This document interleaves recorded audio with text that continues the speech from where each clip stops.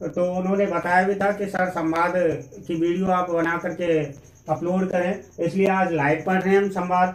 तो पूरे संवाद के पूरे मैटर को समझने के लिए वीडियो को लास्ट तक देखना जरूरी है। सबसे पहले देखेंगे संवाद को 6 अंक दिए गए हैं। अब हमें समझना स्टेप बाय स्टेप। तो संवाद में हमें फर्स्ट नियम ये ध्यान रखना है कि हमेशा जो संवाद आता है वो किसी कहानी, घटना या जीवनी या फिर किसी एक जीवनी पर आधारित होता है। या तो किसी कहानी पर आधारित होगा, या किसी घटना पर आधारित होगा, या फिर किसी एक जीवनी पर आधारित होगा। ये उसे कहते हैं हम संवाद। ठीक है, जितने भी उसके वाक्य होते हैं सभी किसी ना किसी एक पर आधारित होते हैं। अब चलते हैं आगे। तो ये आपको समझ में आ गया होगा। सबसे पहले हम डालते हैं, जब पेपर में हमें करना होता है, सबसे पहले जैसे इसमें आ गया बालक और शिक्षक संवाद। ठीक है, तो सबसे पहले हम डालेंगे ऊपर संवाद, और फिर डालेंगे कैसे डालना है हमें मैटर पेपर में। तो हम अपनी कॉपी में उत्तर नंबर डाल करके और बालक शिक्षक संवाद इस तरीका से सबसे पहले ऊपर डालकर आएंगे, फिर नीचे एक लाइन खींचेंगे उस पर, फिर हम पूरे संवाद को करेंगे। दूसरी बात, जहाँ पर रिक्त स्थान दिया होता है वहां पर अंडरलाइन करके आते हैं हम फ्रेंड्स। तो तभी हमारे जो एग्जामर होता है वो उस संवाद को चेक करता है कि कहाँ पर हमने क्या भरा है। अब बात करते हैं, मंजूषा दी होती है, उसमें शब्द दिए होते हैं जो हमें पूरे भरने होते हैं क्रम से। तो आपको सबसे पहले करना क्या है कि आपको ये कॉपी में उतारनी है नहीं है, सबसे पहले आपको पेपर में करके देख लेना है, नंबर डाल करके कौन सा किस में आएगा। तो इसके सबसे पहले नियम बताऊं करते कैसे हैं इसको। इसके करने के नियम हम देखेंगे कि इसको कैसे किया जाता है, कैसे सॉल्व किया जाता है। यदि आपका कोई भी संवाद कैसा भी आए तो सबसे पहले आपको करना क्या है, संवाद में सबसे पहले ये ध्यान रखना है कि पूरे संवाद का कोई नियम नहीं होते, केवल अर्थ पर ही आधारित होता है पूरा संवाद। ठीक है, ये आपका क्लियर हो गया। दूसरी बात अब बात करेंगे हम, जब अर्थ पर आधारित होता है तो कुछ ट्रिक्स ऐसी है जो संवाद में हमें पूरे संवाद में कहीं ना कहीं जरूर काम आती हैं। और चाहे कैसा ही संवाद आ जाए तो कुछ ट्रिक्स ऐसी होती हैं जो कहीं ना कहीं काम आती है। तो जैसे सबसे फर्स्ट ट्रिक्स देखेंगे प्रश्नवाचक वाली। ये विशेष ध्यान रखना है, आपको 2 जगह काम आएंगे। ये जो मैं ट्रिक्स बता रहा हूँ ये 2 जगह काम आएंगे आपको। एक तो फर्स्ट नंबर संवाद में, दूसरे आप जब अव्यय करते हो अव्यय में। तो फर्स्ट नंबर संवाद में प्रश्नवाचक चिन्ह देखना है। ये देखना है कि प्रश्नवाचक शब्द बनते क वर्ण से संस्कृत में, जैसे इंग्लिश में बनते WH से, संस्कृत में बनते क वर्ण से।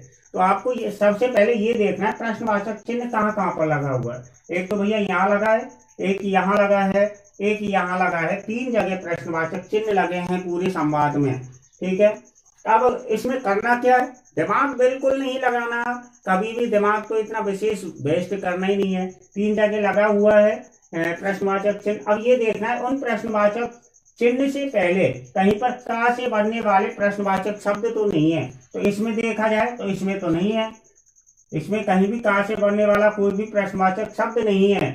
अब इसमें देखें तो इसमें कहीं पर भी नहीं है, लेकिन इसमें देखा जाए तो किम पहले से ही दे रखा है, इसमें है। तो इसका मतलब हम क्या समझे कि जहां पर का से बनने वाला शब्द नहीं है वहां पर प्रश्नवाचक शब्द आएगा। और इसमें मंजूषा में देखें प्रश्नवाचक शब्द है किम और पुत्र। ठीक है, हमेशा ये ध्यान रखते हैं। अब बात की जाए कि जब स्थान की बात की जाए, स्थान रूपी शब्द की बात की जाए, वहां पर तो पुत्र लगाते हैं। प्रश्न निर्माण की मैंने वीडियो कराई थी, आप देख सकते हो। तो वहां पर पुत्र लगाते हैं। और जब अगर बात की जाए किसी के बारे में पूछने की या किसी का परिचय लेने की, तो वहां पर किम का प्रयोग किया जाता है परिचय के लिए। अब यहाँ बात कर रहे हैं हम, सबसे पहले ये हमारा तरीका क्लियर हुआ। अभी हम अर्थ के अनुसार नहीं कर रहे, केवल ट्रिक्स पर चल रहे हैं पूरा। तो प्रश्नवाचक वाली आपकी ट्रिक्स समझ में आई होगी। सबसे पहले प्रश्नवाचक शब्द चिन्हों को देखते हैं कहाँ पर लगा है। दूसरे नंबर का काम यह है, उनमें कहीं प्रश्नवाचक शब्द तो नहीं है। जिसमें प्रश्नवाचक शब्द है उसको छोड़ देंगे, बाकी जिसमें नहीं है उन दोनों को ले लेंगे। फिर करना क्या, मंजूषा में दिए हुए प्रश्नवाचक शब्दों को उनमें भरना है हमें। अब ये देखना कौन से में कौन सा आएगा। इसमें गोत्र का मतलब है स्थान, स्थान के लिए पूछा जाता है। अब बात करें तब ग्रह, यहाँ स्थान दे दिया पहले से, अर्थ नहीं कर रहे हैं, केवल ट्रेक से कर रहे हैं। स्थान दे दिया पहले, तो इसका मतलब यहाँ पुत्र आएगा, स्थान जब पहले ही दे दिया तो। ठीक है, ये हमारा क्लियर हो गया, निशान लगाते चलेंगे पेपर में।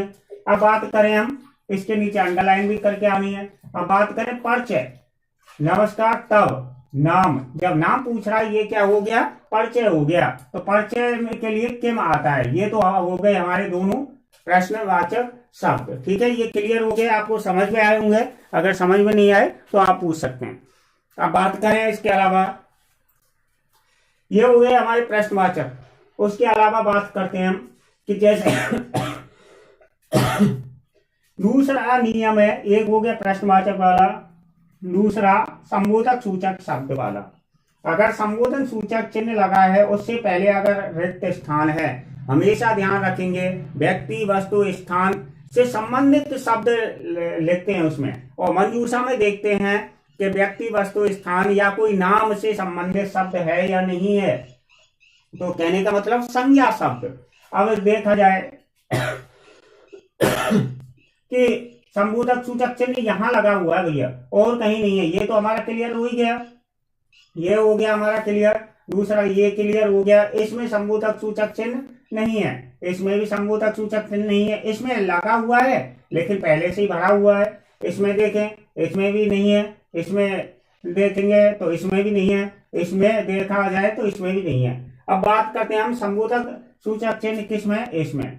अब हमें क्लियर हमारे दिमाग में थिंकिंग यही बननी चाहिए कि जहां पर संबोधक सूचक चिन्ह है वहां पर कोई परिचय वाला शब्द आएगा, कहने का मतलब संज्ञा शब्द आएगा। संज्ञा शब्द देखेंगे मंजूषा में, तो क्लियर ये याद रखना, जहां पर संबोधन सूचक चिन्ह आ गया उससे पहले संज्ञा शब्द आएगा, परिचय वाला शब्द आएगा। तो यहाँ ये कुरियसी नहीं है, भाई नहीं है, महोदय क्या है, परिचय वाला शब्द। और बाकी देख लो कहीं पर भी नहीं है, तो इसमें क्या आ जाएगा, महोदय। अभी अर्थ नहीं देख रहे हैं, बाद में देखेंगे अर्थ, महोदय। ठीक है, ये भर दिया इसमें, ये क्लियर हो गया हमारा। अब चलते हैं आगे। उसके बाद में तीसरा नियम हमारा ये होगा, दोबारा से एक बार रिपीट देख लो, प्रश्नवाचक वाला नियम, फिर हो गया संबोधक सूचक चिन्ह वाला नियम, और तीसरा नियम ये होगा, यदि कहीं पर म, अगर म आ रहा है और उसके तुरंत बाद में रिक्त स्थान है, अगर म आ रहा है आधा और उसके तुरंत बाद में रिक्त स्थान है, तो हमेशा ध्यान रखेंगे वहां पर मंजूषा स्वर से शुरू होने वाली आएगी, हमेशा स्वर से शुरू होने वाली मंजूषा आएगी। माँ कैसा होना चाहिए, आधा। ठीक है, जिसको हम अनुस्वार भी कर सकते हैं।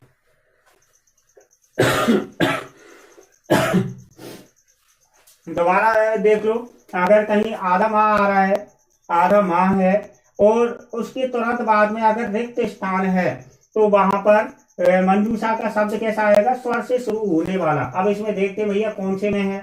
इसमें देखा जाए तो यहाँ पर ये पूर्ण विराम है, पूर्ण विराम के बाद में फिर रिक्त स्थान है, तो यहाँ पर तो माँ है ही नहीं, ये हमने भर ही दिया। इसमें देखा जाए तो ता है हलंत वाला, उसके बाद में फिर रिक्त स्थान है, इसमें छोड़ दिया हमने। इसको देखा जाए यहाँ पर अनुस्वार लगा हुआ है, माँ नहीं है आधा, तो ये छोड़ दिया हमने। यहाँ देखा जाए इसमें लगा हुआ है आधा माह, लगा हुआ है कि नहीं लगा हुआ है। अब बात करें, आप ये कहेंगे कि इसमें भी लगा हुआ है सर, लेकिन इसमें क्या है, आधा नहीं है, जिसको हम अनुस्वार करते हैं वो नहीं है, अनुस्वार वाला चाहिए केवल आधा। और उसके बाद में तुरंत बाद में रिक्त स्थान होना चाहिए, रिक्त स्थान मिल गया तुरंत बाद में, यही तो था नियम अपना, आधे माह के तुरंत बाद में रिक्त स्थान आए तो स्वर वाला शब्द आएगा। अब बात करें हम स्वर वाले शब्दों को ढूंढते हैं, कुरियसी ये नहीं है, पहले स्वर इसमें नहीं है, इसमें स्वर है, स्वर से स्टार्ट हो रहा है, इसमें स्वर है। ये दो शब्द हैं जो स्वर से शुरू हो रहे हैं। अब हम देखें ये क्या, अहम, ये हो गया सर्वनाम कर्ता। तो इसमें देखते हैं पहले सर्वनाम कर्ता दे रखा है या नहीं दे रखा है, तो इसमें भैया पहले से ही अहम दे रखा है, तो सर्वनाम कर्ता के जस्ट बाद में सर्वनाम कर्ता नहीं आएगा। हमेशा ध्यान रखें, अगर ये आधा माह होता है तो आधे माह के तुरंत बाद में, सर्वनाम कर्ता के तुरंत बाद में, आधे माह वाले सर्वनाम कर्ता के तुरंत बाद में सर्वनाम कर्ता कभी नहीं आता है। ठीक है, क्लियर है। अब बात करें तो इसको ले लेंगे हम। ठीक है, ये कैसा स्वर वाला, आपको समझ में आ रहा होगा। अगर समझ में नहीं आए कमेंट्स में पूछ सकते हो तुरंत आप। ठीक है, यहां तक अपने जितने नियम हुए क्लियर हो गए। अगर आपको और भी कुछ पूछना है तो आप वीडियो को दोबारा देख करके एक बार समझ करके फिर भी पूछ सकते हैं। ठीक है, अब बात करें, ये भैया हो गया हमारा क्लियर। अब उसके बाद में चौथा नियम ले हम। चौथे नियम को लिया हमने, और चौथे नियम में क्या होगा हमारा कि यदि सर्वनाम कर्ता या संज्ञा कर्ता का रिक्त स्थान दे रखा है, या तो सर्वनाम कर्ता या फिर संज्ञा कर्ता का रिक्त स्थान दे रखा है, रिक्त दे रखा है स्थान। ठीक है, तो हमेशा ध्यान रखते हैं कि उसमें देखेंगे कि भैया लकार में कौन सा पुरुष वचन लगा है, पुरुष और वचन कौन सा लगा है लकार में, तो उसको ये देखेंगे लकार में कौन सा पुरुष वचन लगा है, और उसी पुरुष वचन का हमारा संज्ञा कर्ता या सर्वनाम कर्ता होगा, जो किसमें से ढूंढना है, मंजूषा से। ठीक है, अब देखते हैं ऐसा कोई है क्या इसमें। ये हमारा भर दिया, ये भर गया, ये बचा है हमारा, तो इसमें खाली स्थान दशम, और इसमें यहाँ पर पूर्ण विराम हो गया, लेकिन इसके बाद में यहाँ सर्वनाम करता या संज्ञा करता भी आ सकता है। उसके बाद में यहाँ लकार तो दे रखा है। चलो, एक तो ये हो गया, इसको भी देखते हैं, और भी देखते हैं और है क्या। ये तो भरा हुआ है, इसमें पहले से ही दे रखा है। ठीक है, इसमें हमें संज्ञा करता और सर्वनाम करता की जरूरत है नहीं, इसमें पहले से ही दे रखा है तुम, और पहले से ही इसमें लगा रखा है। ठीक है, तो इसमें हमें जरूरत है नहीं सर्वनाम करता या संज्ञा करता की। अब इसमें बात करें तो तब दे रखा है सर्वनाम करता। ठीक है, तो इसमें हमें कोई जरूरत नहीं है। अब हम देखते हैं सर्वनाम करता संज्ञा करता की जरूरत किसमें थी हमें, इसमें अब संज्ञा करता या सर्वनाम करता की जरूरत है, तो मंजूषा पे आ जाओ। मंजूषा पर देखते हैं हम अहम, और पुरुष वचन निकालेंगे अहम के। उत्तम पुरुष एक वचन है, आप सभी जानते हो। यहाँ पर लकार में देख लेंगे अस्मि, तो यहाँ पर लकार भी उत्तम पुरुष एक वचन का है, इसका मतलब यहाँ पर अहम आएगा। ठीक है, उत्तम पुरुष का लकार है, उत्तम पुरुष एक वचन का लकार है, और उत्तम पुरुष एक वचन का सर्वनाम करता है। ठीक है, क्लियर हो गया। अब ये अपना क्लियर, आगे चलते हैं। उसके अलावा हमेशा ध्यान रखेंगे दो चीजों में, कौन कौन सी, संवाद और एक अव्यय।